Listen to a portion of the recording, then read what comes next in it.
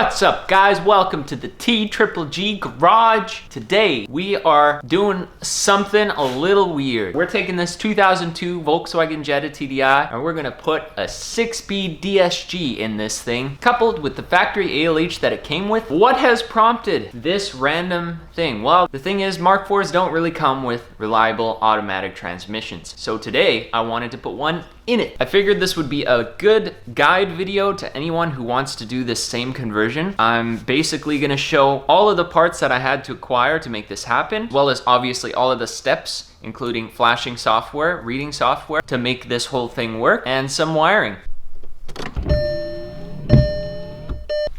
Here is the O&M removed.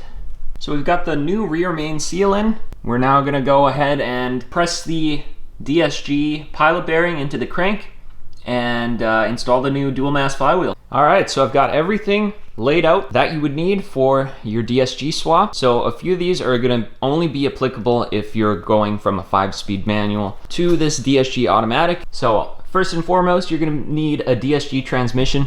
These are the coolant lines that work factory on a BEW.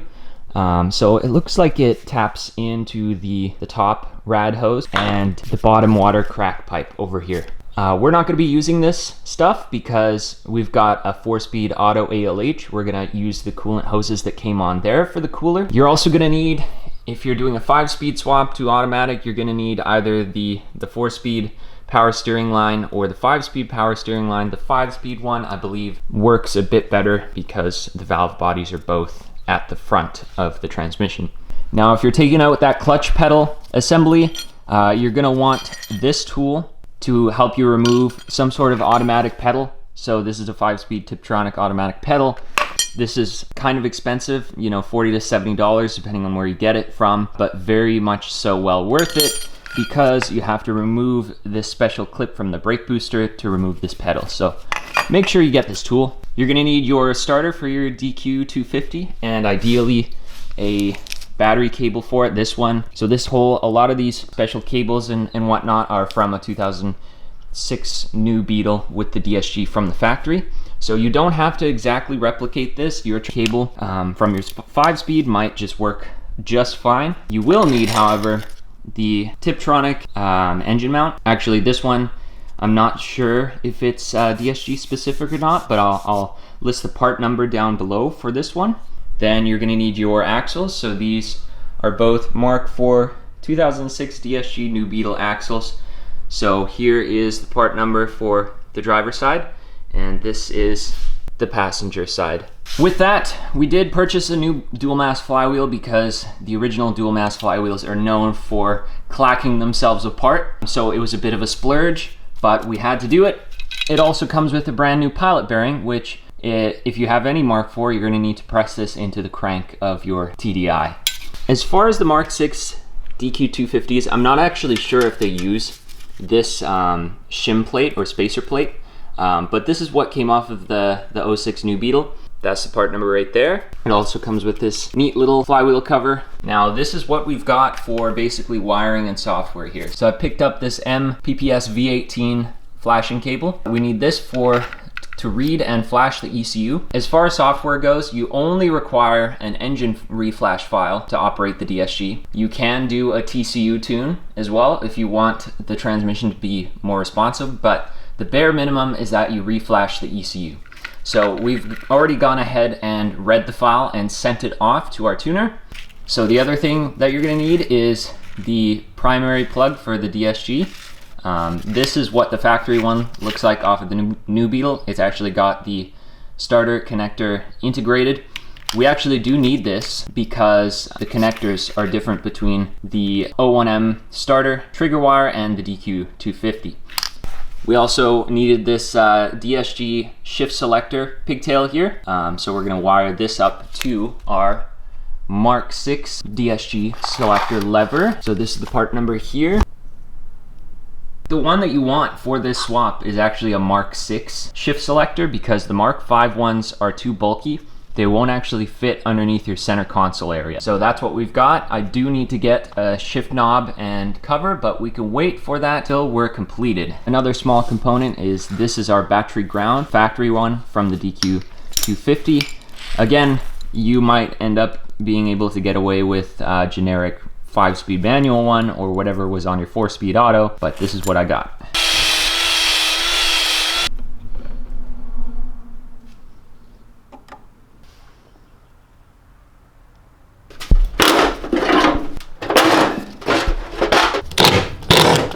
Alright, so this is roughly what it looks like to drill the holes. You're drilling the back holes. Luckily the front holes, they're larger, so they kind of line up. You just got to throw some extra washers there, but here I've got a step drill. I did paint mark the DSG. You could also put it in a position and tap it with a hammer because the studs are quite pointy. So these are pretty accurate here. And yeah, I'm just gonna step drill them till I have some play. I can get some fine tuning up top for positioning with the center console, and we'll be all good to go.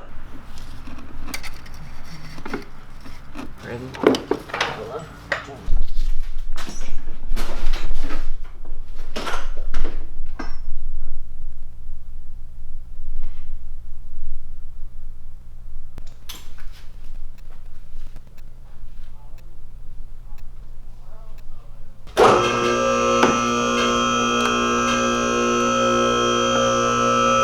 Alright, so this is the partial plug-and-play harness for a DQ250 swap. I'm going to be selling these. You can find them in the description, but basically what's included is your different starter pigtail, your DQ250 connector, and then also the gear selector. And so you'll notice it's actually, the gear selector is almost completely plug-and-play other than the CAN bus wires. But you're gonna have to follow this instruction set in order to make this all work properly, because if you just throw this all together without doing my few extra steps, this stuff is not gonna work at all. So basically what we're gonna do over here with these smaller wires, we're gonna repurpose the 4-speed auto wires to basically become the DSG wires, and I'll show you guys how we do that shortly. So this guy here, this is gonna be our chassis ground. This small wire here is gonna be going to our speedo. So I'll show you where to splice that in. These are actually gonna plug straight into the Mark IV harness where the Tiptronic and 4-speed autos usually plug in. This is gonna plug into your Mk6 DSG shift selector. And these CAN bus wires are going to get spliced into the instrument cluster. So I'll show you exactly which spot we're gonna be doing that. These are the tools that you are gonna need to wire this in. So you're gonna need some good ratcheting crimpers that's capable of going down to the smaller 22 gauge sizing. Then some good strippers. I like these automatic strippers. They're Klein. And one thing that's really nice about this is if you use a 10 gauge stripping on the transmission speed sensor shielding, you can actually totally remove that from the wires. Basically that black stuff around the red and green wires and the black, you can remove that easily with those. Some cutters and a heat gun for your heat shrink once you're all done crimping. So basically, you're gonna wanna cut almost all your wires about 2 inches away from this black piece. That gives you a good amount of room to use the automatic strippers to speed up the process of stripping. Do not cut this larger black connector, just wrap it up out of the way. We don't need to use any of those wires whatsoever. I should stress that this is the wiring colors for a 4-speed auto. The 5-speed Tiptronic is going to be included in the instruction set when you purchase this harness. All right, so let's start with the DSG harness, shall we? It's basically gonna go over like this. I have basically butchered the 4-speed auto harness. I would actually advise against cutting or this 4-speed auto connector just because now I'm gonna have to kind of protect those, but you could just wrap it up, put it out of the way, but the rest of the wires you will want to cut. So we've cut just about everything and we're using most of this stuff. These red and green wires here are built into one of the 4-speed auto speed sensors. We're gonna end up repurposing these as CAN bus wires because it is shielded all the way up. The yellow and blue wire is actually going to be our reverse lights. So that one is gonna get hooked up to one of these purple ones. For some reason, the factory wiring for this DQ250, it's got 2 different pins that are both purple, so it's one of them. The other purple one is for the park neutral safety. That is gonna go to this red and yellow wire. The green and black one is going to go to the green and black as well, and we're actually gonna do something a little interesting with that. The green and black one has a dedicated fuse in the fuse box that's 20 amps, and we actually only need 10 amps to power this because that used to be responsible for powering up not only the O&M TCU, but also the O&M transmission as well. We're gonna step that down to a 10 amp just to be suitable. Now we've also got a K-line wire in here that we are gonna use in the other shielded transmission speed sensor thing. So I'm gonna strip this out, and there's a white wire that we're going to use as basically a pass-through up to the TCU harness, and then in the TCU harness there is a K-line wire there, and we're basically going to bridge the two wires up there, similar to how we're doing the CAN bus. Over here, this is our small speedo wire. This actually pins into the DQ250 connector, and then on the ALH, it is in this T14A connector here. It goes through the engine harness typically, because the speed sensor would be on the transmission, and for some reason it goes through the engine harness. So we actually want this DQ250 harness to stay body side, since most of our wiring over here is body side, so that if we ever needed to remove the engine or drivetrain again, we don't have to cut that wire. So instead of pinning it into the engine harness T14A, we're going to pin it into the body harness T14A. Actually, I'm just going to end up cutting this small green wire here and splicing it in directly. So our fuse down here on factory Mark IV DSGs, which there were some, the TTs in particular, it actually had a fuse up here in this little black box, and most Mark IVs actually don't have fuses in that little black box. It's usually just two relays, but the TT had the DSG. They threw the power to a fuse there and then back to the DQ250 harness. So since this is an ALH, it actually doesn't have that box whatsoever. So with this harness, I wanted to make it as universal as possible. So I opted to put a inline fuse down here, and we're actually gonna probably adhesive it underneath the T14A bracket connector. This black wire here, I've already cut it, but this would be your starter. Got the receiving one in this harness kind of tucked away, but we're gonna strip that and crimp it, and then that will lead to our DQ250 starter pigtail. Now for the fuse power, this is what I ended up doing. So this being, I guess, a 4-speed auto TDI, for some reason it doesn't have a power area here. If it was a 1.8T and this was all populated, instead of putting it on this nut, I would probably put it on this nut, and then ground a little slot for the wire, either like here or maybe up here. But this is how I've done it. I did grind a little bit of clearancing on the box up here, so it'll look nice in factory once it's all together. All right, so up here, it's very simple. We are looking for our red and green wires. Now there are multiple wires that are the same color.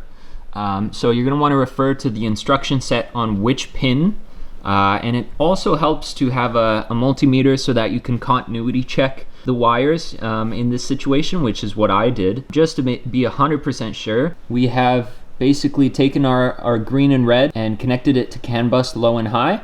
For K-line is up here, so we've got K-line connected to our white transmission connector, which is then connected to the gray and white. Now there's a few different gray and whites, so once again you're going to want to refer to the instruction set pinout. So it's 3 pairs total, and the last pair is going to be the brown and blue, the brown with the blue stripe connected to the red with the violet stripe. Now what this will do is basically give our gear selector the 5 amp constant power that it needs to operate. So this is actually on the interior light circuit, but one of these wires came up here to the TCU and was powering some of the TCU. So we're repurposing it, and the point of this circuit here is so that we don't have to run a long power wire to the DLC, which is where the factory powers the gear selector in the Audi TT application. It's time to hook up our gear selector. So the nice thing about the gear selector pigtail is it's mostly plug and play. All your wires are going to be connected up to these 2 pins. So this is a factory Mark IV harness. This 2 pin right here has the brown with the blue stripe in it. That it used to be a shift lock solenoid ground controlled by the TCU. It is no longer. We do not have that style shift lock solenoid anymore. It's integrated into the Mark VI shifter. So we've repurposed it, and that is now going to be our constant power for this shift selector here. So then the only thing we have to worry about is connecting our CAN bus. So what I've done here is I've routed it with the radio removed along the radio harness up to the cluster area. So you're going to want to remove your cluster, but basically you're looking for number 19 and number 20. So it's actually on this side. There's also another set of orange and black and orange and brown. These are different CAN bus wires. All right, so this is what I've got so far. We severed both our CAN low and high wires, and we've also cut and stripped our gear selector ones. So we're going to do a parallel splice. So we're going to put heat shrink over top of basically 2 wires at a time, so 2 pairs. In this case, let's say both these black and orange wires and the brown and orange, and then basically we're going to crimp together the pair. So I'll show you. All right, check that out. So we have our pairs crimped on the one side, so all that's left to do is to just reconnect it into the spots that they came from. Okay, so now it's time to wire the starter interlock relay, and we also have to wire the relay for the reverse lights. Now on these 4-speed, 5-speed auto cars, this relay controls your backup lights and it also controls your starter interlock. However, the starter interlock is very complicated on this. Turns out there's a little control module inside of here that takes readings from the TCU. So it's looking for very specific voltage readouts in order for the starter interlock to connect and allow you to start the car. I was going to try and get it to work with the DSG, but I realized it was going to be way too complicated, and apparently so did Volkswagen, because they ditched this relay for the DSGs and they run 2 separate relays, one strictly for the backup lights and then one is the interlock controlled by the DSG. So they're both simple 4-pin relays, and I'm going to show you now what you have to do to get this all working. You're going to want an extra one of these, maybe from a junkyard on some manual car with the 126 starter relay would be good. But basically I'm going to show you how to depin this because it can be tricky, and you're going to have to entirely depin your 175 automatic park neutral relay. These guys here, it's actually quite simple. You just have to have a sharp depinning tool like this, and you just need to shove it up at the very top here between the two, and then you should be able to pull out. Check that out. So not as complicated as I thought. The prerequisite for that is you will see the pink locking tab at the bottom here. There is one, hooks onto the 4 flats to be removed, and then for the other narrow ones, you're going to want a depinning tool kind of like this. This one's the wrong one, but you know, that's able to go into the slots like that. Give it a push, hold, and then pull.